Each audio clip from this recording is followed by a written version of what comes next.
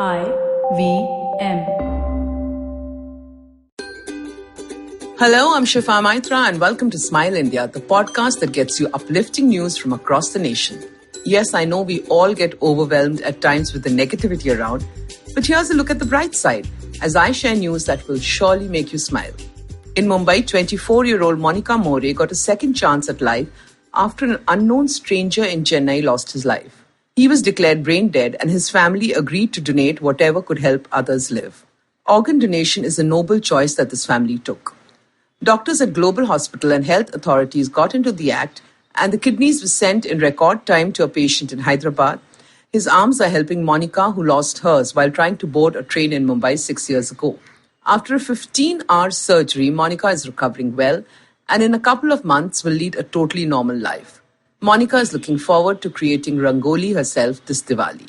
Tomorrow we celebrate Teachers' Day in India and this next piece of news truly celebrates the spirit of a teacher. Sona Jharia Mins is the name of the teacher I'm going to tell you about. She's a tribal from Jharkhand who as a student faced discrimination in school at Ranchi. She was told Sanskrit as a subject was not for her. Another time she was told maths was not suitable since she would not be able to study it later. Her father felt bad for his children and moved the family to the south, where the discrimination was not so bad. Yet Sona had decided that she would become a teacher and help other tribal children.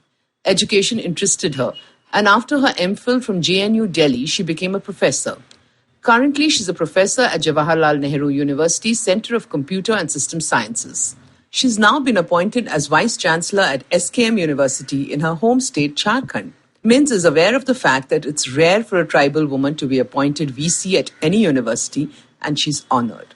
Starting a department for tribal studies will be her priority as she is a role model for students. Here's hoping the nation sees more teachers they can look up to. Sukriti Sharma and Nitin Gaur are in their late 20s. Together they run a company called Moo Day that produces milk. Her family has over 250 cows and they source from local farmers too. They were doing well till the lockdown. One day they were driving up to the plant to check maintenance when they met a woman sitting on the road. She was a housemaid in Dehradun who'd been thrown out and had not eaten for 5 days. They gave her the food they were carrying and milk from their plant. This shook them up. Their clients were hotels and restaurants that were shut. That day they decided to restart the plant and made provisions for a few employees to stay there. From profits, they shifted their gaze to charity and contacted some local social activists. Now, from March onwards, they provide free milk to the needy. As hotels and restaurants are still shut, these good Samaritans don't know when they'll see money coming in, but for now, the blessings are keeping them going. For the last 2 years or so, most of us who wear saris are in love with a brand called Suta. They have gorgeous saris that use sustainable material and somehow feel breathable. So I decided to find out more about them. It's the brainchild of two sisters, Sujata and Tanya, who decided to quit their corporate jobs to do something meaningful. They pooled in their savings and then found weavers to bring their designs to life. The sisters had no background in textiles and even their family thought getting into a new field was not such a great idea. But these girls were sure that they would do something that was good for the women who made them and the ones who wore them. All this without harming the environment. Their gamble paid off as they expanded their range from saris to blouses and now even masks. The larger payback was that now they have 1,400 women with them, weavers and office staff, each feeling good about creating something special. All the more reason to think of them when you're shopping or gifting next.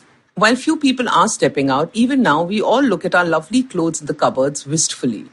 Well, you need to now not just look at them, but look after them as well during the pandemic. Here are some tips. Make sure your expensive clothes are not exposed to any light, including a lamp in the closet. Take them out, fold them again, so they don't form creases that can lead to tears. Try and keep them in a clean cloth or muslin bag with a few neem leaves thrown in. Check if any salt-like particles have developed and brush them off before storing again. Wipe your fancy leather bags and shoes and keep them wrapped in cloth. Think old sheets or shirts. And clean your suede shoes with stale bread. Also tell all these lovely things that you will wear them soon, since we all know that this too shall pass. If you like this podcast, don't forget to check out other interesting podcasts on IVM Network. You can listen to us on the IVM Podcast app or ivmpodcast.com. You can also follow us on our social media. We are at IVM Podcasts on Twitter and Instagram. If you want to reach out to me, it's at Shifa Maitra on Instagram and Twitter. I will see you soon with a new episode of Smile India.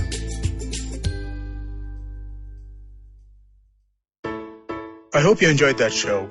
It's been a really fun week this week, as it is almost every week, but this week was particularly fun. Parmesh Shahani was on Cyrus Says, great conversation over there. We had a crossover event. Vineet Kanabar, host of the Storytellers and Storytellers podcast, came on Uncle Please Sit. Really interesting conversation about the future of digital content.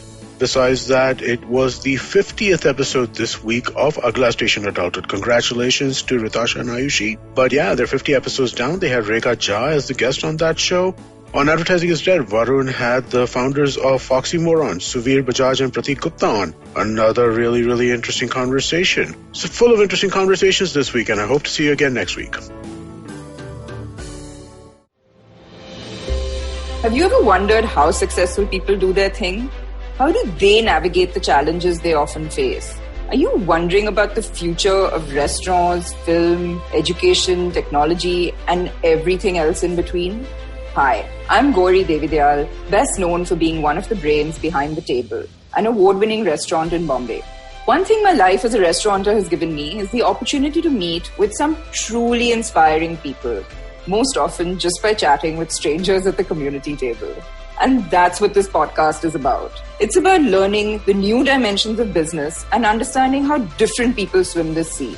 It's an opportunity for me to pick their brains and ask them all the questions on my mind, whether it's about learning from their past experiences or talking about future trends. Through their journeys, stories, and insights, I hope you too, like me, will come away inspired and energized. So come, join me every Wednesday with your favorite drink, because this round is on me.